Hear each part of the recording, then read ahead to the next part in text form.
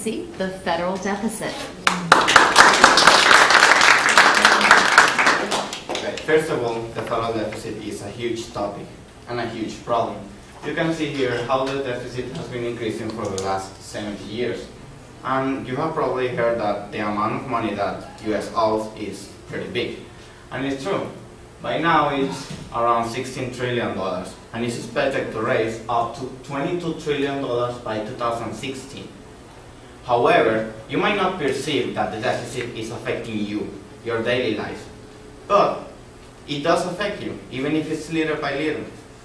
Sometimes the deficit is like that crazy aunt that we keep down in the basement. Everybody in the neighborhood knows she's there, but nobody wants to talk about her. But I am going to talk about that crazy aunt, which is the debt.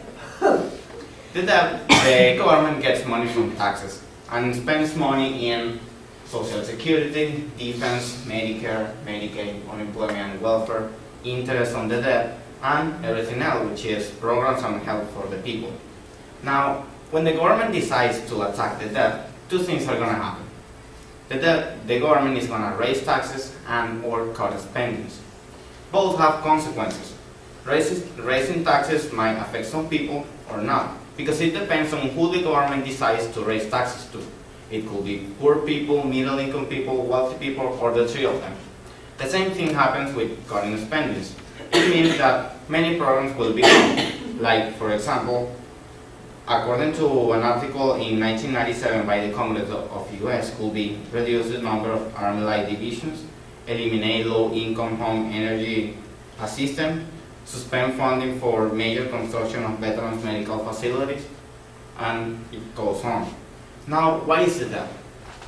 It's like any other kind of debt that is produced because the money coming in is less than the money going out.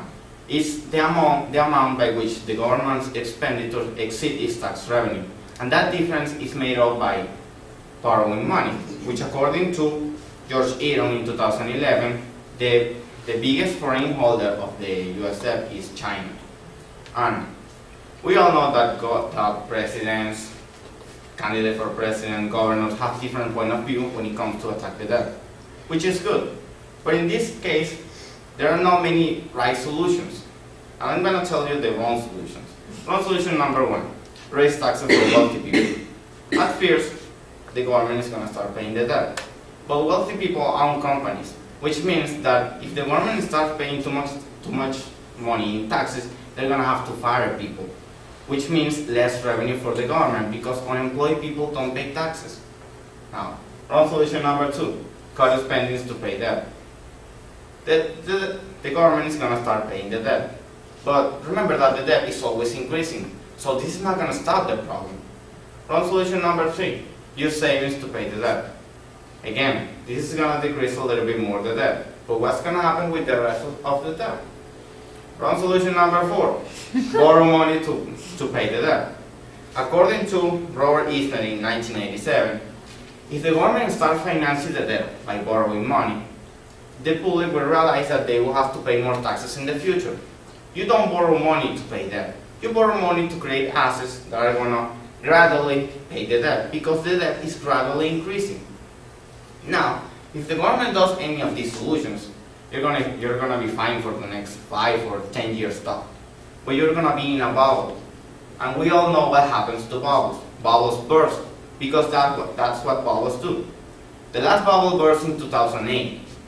However, before 2008, everything was great. Banks lending money, people buying new houses, new cars, but everything was gone. Then everything was gone. Before 2008, you saw families having barbecues in their new houses, with the kids playing in the pool with the new cars, and suddenly everything was gone. No pool, no house, no anything. It's frustrating, to be honest. And the worst thing is that all these wrong solutions lead to even worse scenarios, because U.S. will become a financially unstable country, which means that the countries that help finance the debt are going to be affected, like for example China, which according to an estimated of the Treasury Department has reduced its holdings in the U.S. debt by more than $36 billion in 12 months. Now, you may feel a little bit overwhelmed about all these things, so here's the right solution. give tax advantages for small entrepreneurs. One of the reasons why small entrepreneurs don't create new companies is because of the taxes, because it's very difficult to start. But if the government let them create the new companies, they're going to be able to provide jobs, which means more revenue for the government, because employees pay taxes. And the more the company grows, the more employees the company will have, and the more revenue the government will get. And I'm not the only one who said that, because according to an article published in 2011 by Mark Goldwyn, if employees work more, they pay more taxes, and that's going to help grow the economy.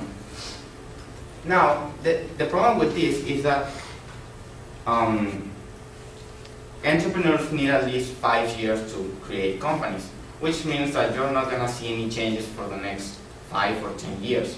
But you're going to be working. You will be able to survive while changes are being made, and this is all for the good. Now, governments don't create jobs because the government don't create jobs because that's not what they do. That's what entrepreneurs do. So, they might be the last chance to really attack the debt. I'm not saying that I'm for or against the president or any other person. Today I'm talking about numbers, because numbers don't lie. They don't have emotion, they don't want to trick you, they show what is real. And what is real now is that jobs might be the last chance to take the country moving forward. Whether we like it or not, the government, the deficit affects your life and my life. But the debt is really sticky. You can't get away from it that easy. It takes a lot of time and a lot of effort, but at the end, it will be worth it. Now that you know the pros and cons of each solution, you can decide which one fits your needs and what person, governor, or candidate for president wants the same thing that you want. Because at the end, you are the one who decides what to do with the country. Thank you.